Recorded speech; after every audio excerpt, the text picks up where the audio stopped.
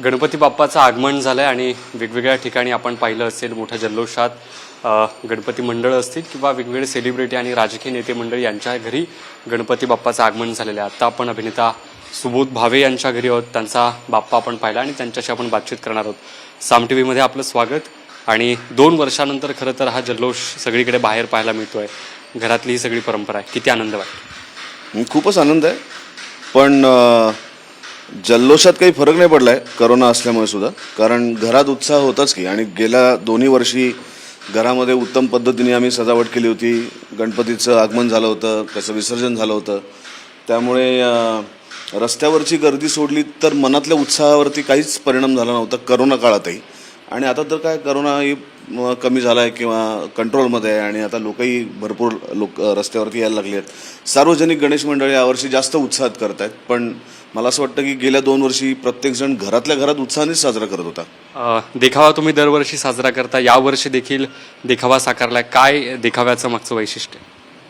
इथे बघितलं तर आनंदी पृथ्वी आहे आणि इथे दुःखी पृथ्वी आहे. आनंदी अशासाठी आहे कारण तिला तिच्या दागदागिन्यांनी मढवलं आहे, म्हणजेच निसर्गाने मढवलेलं आहे, म्हणून ती आनंदी आहे.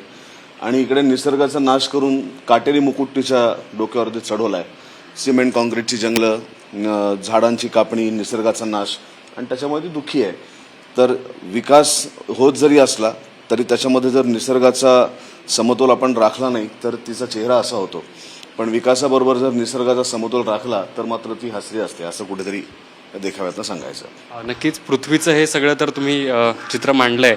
मात्र आता याच निमित्तानं याला धागा पकडून पुढे की हल्ली या सगळ्या जीवनात माणसाचा हॅपीनेस पॉईंट कमी होतोय, यासाठी काही अपील करा. तुम्ही सांगायची गरज नाही आहे. तो वर्ल्ड इंडेक्सचा हॅपीनेस इंडेक्स जेव्हा आला होता तेव्हा भारत 146व्या स्थानी होतं. त्यामुळे कुठेतरी भारतात राहणारी सगळीच लोक, मी असं म्हणेन की दुःखी म्हणणार नाही पण आनंदी नाही आहेत. आणि याचं कारण ही रोजची धावपळ, प्रवास, बेसिक सुविधा ची कमतरता असणं, म्हणजे रस्ते असतील किंवा अगदी खेडेगावापर्यंत न पोचलेलं पाणी असेल, त्यांची राहायची तितकी बरी अवस्था नसेल, शेतीचं अनियमित उत्पन्न असेल, बऱ्याचशा पाणी नसलेल्या भागांमध्ये आपण अजूनही बघतो की शेतकरी आत्महत्या करत आहेत. तर कुठेतरी या सगळ्या गोष्टींचा परिणाम माणसाच्या आयुष्यावरती होतो. आणि जितके कष्ट करतो त्या बदल्यात न मिळणारे पैसे असतील, बुडणारे पैसे असतील, आणि ह्या सगळ्याच्या पलीकडे आनंदी राहायला आपल्याला, मला असं वाटतं, थोडंसं कमी शिकवलं गेलं आहे. म्हणजे आपल्याला आवडत्या गोष्टीतनं आपण आनंद घेऊ शकत नाही. आपण जेव्हा बाहेरच्या देशांमध्ये फिरतो, युरोपमध्ये फिरतो किंवा काही या समृद्ध देशांमध्ये फिरतो, तर त्यांनी बाकी सुधारणा किंवा किती केलेत याहीपेक्षा तिथे जी माणसं रस्त्यावरनं दिसतात ती माणसं फार छान आनंदी असतात. आणि ज्याला आपण म्हणूया की ते आनंदी असणं, ते रस्त्यावरचे नियमही पाळतात, ते वाहतुकीचे नियमही पाळतात, पण तरी कुठेतरी कोणीतरी गिटार वाजवत तिकडे रस्त्यावरती उभा असतो, कोणीतरी एखादं खेळ काहीतरी दाखवत असतो, आणि दे आर हॅपी. ते तेवढंच काम करतात जेवढं आवश्यक आहे, आणि शनिवार रविवार सुट्टी घेतात, एन्जॉय करतात त्यांचं आयुष्य. जवळ कुठेतरी नदी असते तिथे बोटिंगला जातात, कॅम्पिंगला जातात. आपल्याकडची मुळामुठेवरती कोण कॅम्पिंगला जाईल असं मला वाटत नाही, कारण ती नदी आहे की नाही हाच एक क्वेश्चन मार्क आहे. तर अशा जागा जिथे मला असं वाटतं की बागा तिकडे आहेत. म्हणजे शहरांचं नियोजन करताना आपल्याकडे अजूनही पुण्यासारख्या शहरामध्ये मला मुलांचं वाईट वाटतं, कारण आता जी मैदानं पूर्वी होती ती आता प्रायव्हेट झाली आहेत. म्हणजे तिथे त्या कॉलेजची असतील किंवा त्या संस्थेची असतील, ते बाहेरच्या लोकांना तिथे खेळून देत नाहीत. त्यामुळे मुलांसाठी बागाच नाही आहेत, त्यांना खेळायला जागाच नाही आहेत. त्यांनी खेळायचं कुठे? संध्याकाळी जर एखाद्या वृद्ध माणसाला कुठे फिरायला जायचं असेल तर त्या ट्रॅफिकमधनं रस्ता क्रॉस करतानाच त्याच्या जीवाची भीती खालीवर होत असेल, त्यांनी आनंदी कसं राहायचं? त्यामुळे मला असं वाटतं की निसर्गाचा समतोल हा तर एक भाग आहे, पण आनंदी राहण्यासाठी सुद्धा आपल्याकडे शाळेपासनं कॉलेजमध्ये, नोकरीच्या ठिकाणी, तरी बऱ्याचशा नोकऱ्यांच्या ठिकाणी आता कामातनं थोडासा थकवा घालवण्यासाठी तिकडे टेबल टेनिसचं असतं, मेडिटेशन रूम असते. तर मला असं वाटतं की माणसांनी पैसा कमवलाच पाहिजे, त्यांनी काम केलंच पाहिजे, देशाचा विकास व्हायलाच पाहिजे, पण या पलीकडे जाऊन त्यांनी आनंदी पण असलं पाहिजे. आपल्याला ज्या क्षेत्रात काम करतोय त्या क्षेत्रात आनंदाने काम केलं तर त्याचा परिणाम आपल्या कामावरती होतो. त्यामुळे आनंदी असणं ही तर काळाची गरज आहे. तुम्ही बोलताना मुळामुठेचा असेल किंवा पुण्यातल्या उद्यानांचा प्रश्न या निमित्तानं पुन्हा उपस्थित केलात. आणखी काय पुण्यातल्या समस्या तुम्हाला जाणवत आहेत, ज्या बाप्पाला तुम्ही विनंती कराल की पुढच्या काळात सुटल्या पाहिजे? वाहतूक भीषण मला भीती वाटते. म्हणजे मुलं, छोटी छोटी मुलं. काल मी सिग्नलला उभा होतो सकाळी 7:15 वाजता आणि माझ्या समोर शाळेतनं एक मुलगी रस्ता क्रॉस करून सायकलवरनं चालली होती. 1 सेकंदाचा तिचा जर अंदाज चुकला असता तर काल ती गाडी खाली आली होती. म्हणजे सकाळी 7 वाजता त्या गुरुजी तालीमच्या पुढच्या सिग्नलला लाल सिग्नल होता तरी कोणी सकाळी थांबत नव्हतं. प्रत्येकाला मध्ये घुसायचं होतं. मला असं वाटतं की कुठे जायचं आहे? म्हणजे मध्ये घुसून सिग्नल मोडल्यानंतर तुम्हाला भारतरत्न मिळणार आहे का कुठलं बक्षीस मिळणार आहे? आपल्या इतका महत्त्वाचा जीव आपल्या बरोबरच्या माणसाचाही असतो, ही गोष्ट आपल्याला कधी कळणार आहे? आणि या वाहतुकीवरती म्हणजे काय उपाययोजना काय आहे?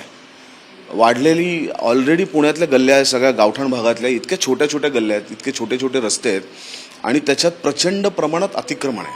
पार्किंगचं आहे, रस्त्यावरती जे व्यावसायिक बसतात त्यांचं आहे, फुटपाथ फक्त नावाला आहेत, चालणाऱ्यांना जागा नाही. रिक्षावाले कुठेही, त्यांना बहुतेक करून फक्त मंगळ आणि चंद्रावरतीच जायचं आहे ट्रिप घेऊन, ते कुठेही येत नाहीत तुम्हाला सोडायला. म्हणजे माणसांनी हातात सामान जर त्याच्या असेल तर त्यांनी गाडी जरी आणायची नाही ठरवलं तरी त्याला सार्वजनिक वाहतूक व्यवस्था आहे का जायला? आणि ह्याच्यासाठी काहीतरी उपाययोजना पुणेकरांनीच एकत्र येऊन काढली पाहिजे. सतत प्रत्येक गोष्टीला विरोध करण्यात अर्थ नाही आहे. आपल्याला जर हा भाग काय म्हणूया ट्रॅफिक विरहित, आणि इथे अनेक शाळा आहेत, कितीतरी शाळा या गावात आहेत आणि छोटी छोटी मुलं प्रवास करत असतात सायकलनी. ही भीती म्हणजे मला त्या मुलांना रस्ता क्रॉस करता येत नाही, वृद्ध माणसं चालत असतात. काल माझ्या शेजारी मी खरेदी करायला गेलो संध्याकाळी, एक 60-70चं एक कपल गावातनं आलेलं उभं होतं. त्यांना फक्त दत्त मंदिराच्या समोर त्यांना दत्त मंदिराकडे रस्ता क्रॉस करून यायचं होतं. 15 पावलांचं अंतर असेल, 10 मिनटं ते तसेच थांबले होते. म्हणजे केवळ आपली सांस्कृतिक राजधानी आहे, शिक्षणाचं माहेरघर आहे, केवळ पुण्यात अनेक नामवंत लोकांनी जन्म घेतला असेल, त्यांनी कार्यकर्तृत्व दाखवलं असेल, या जीवावरती आपण किती दिवस राहणार? आपल्या येणाऱ्या पिढीसाठी आपण काही एक सक्षम अशी जीवन व्यवस्था इथे निर्माण करू शकणार आहोत की नाही? पूर्वी असं म्हणलं जायचं की पुणे हे पेन्शनरांचं शहर आहे, कारण पुण्यामधली हवा चांगली होती, इथे आल्यानंतर लोकांना शांत एक छान आयुष्य मिळायचं असं त्यांना वाटायचं.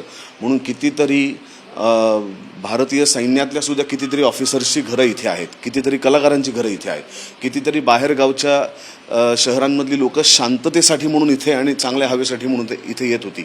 आता बघून असं वाटत नाही की आणि ह्याच्यात मला असं वाटतं कुठल्याही राजकीय पक्षांपेक्षा सुद्धा पुणेकरांची उदासीनता या सगळ्याच बाबतीतली कुठेतरी पुढे आहे. आणि त्या उदासीनतेमुळेच मला वाटते की हे म्हणजे प्रत्येकाने आमच्या इथे मागे पूर्ण व्यापारी एरिया आहे, तर मी परवा दिवशी पहाटे शूटिंग संपून आलो तर मला असं वाटलं की कचरापेटी आहे ही अख्खीच्या अख्खी. इतका कचरा बाहेर पडला होता, इतका कचरा. मग हा कचरा इथे रस्त्यावरती जर टाकला तर तो कचऱ्याच्या डब्यात टाकण्याची जबाबदारी कोणाची आहे? सगळ्या गोष्टी फक्त महानगरपालिकेने बघायच्यात का? सगळ्या गोष्टी फक्त शासन आणि प्रशासनाने बघायच्यात? काही नागरिक म्हणून आपली काही जबाबदारी आहे की नाही? आपण सहज गाडीवरनं जाता आता एखादी गोष्ट काहीतरी खातो, गाडीतनं जाताना एखादं काहीतरी वेफरचं पाकिट टाकतो आणि बिंदास आपण बाहेर टाकून देतो. मग ही स्वच्छता पाळायची, वाहतुकीचे नियम पाळायची ही जबाबदारी फक्त पोलिसांची आहे, प्रशासनाची आहे, शासनाची आहे, का एक नागरिक म्हणून आपली तितकीच जबाबदारी आहे? मला असं वाटतं आपल्याला याच्यातनं स्वतःला बाहेर काढता येणार नाही. प्रशासनाला आणि शासनाला नावं ठेवण्या अगोदर आधी आपण स्वतःकडे बघितलं पाहिजे. आपण किती ह्या गोष्टी पाळतो, आपण शहरात किती कचरा करतो, आपण आपलं शहर किती स्वच्छ ठेवतो, आपण हे नियम किती पाळतो, ह्या गोष्टी आपण सुद्धा तपासून बघितल्या पाहिजेत. आणि मला असं वाटतं त्या इंडेक्समध्ये आपण खूप मागे आहोत. ते हे होते अभिनेता सुबोध वावे, ज्यांनी याच सगळ्या निमित्तानं मुळामुठ्याचा प्रश्न असेल, पुण्यातल्या उद्यानांचा प्रश्न असेल किंवा कचरा कुंडी आणि अन्य वाहतूक कोंडीचा विषय असेल, या सगळ्या गोष्टींवरती त्यांनी स्पर्श केला आहे. तेव्हा बाप्पाला याच मनोकामना आहेत की हे सगळे प्रश्न सुटावेत. कॅमेरा पर्सन आदर्श समित ज्ञानेश्वर हिंगोलीकर, साम TV न्यूज, पुणे.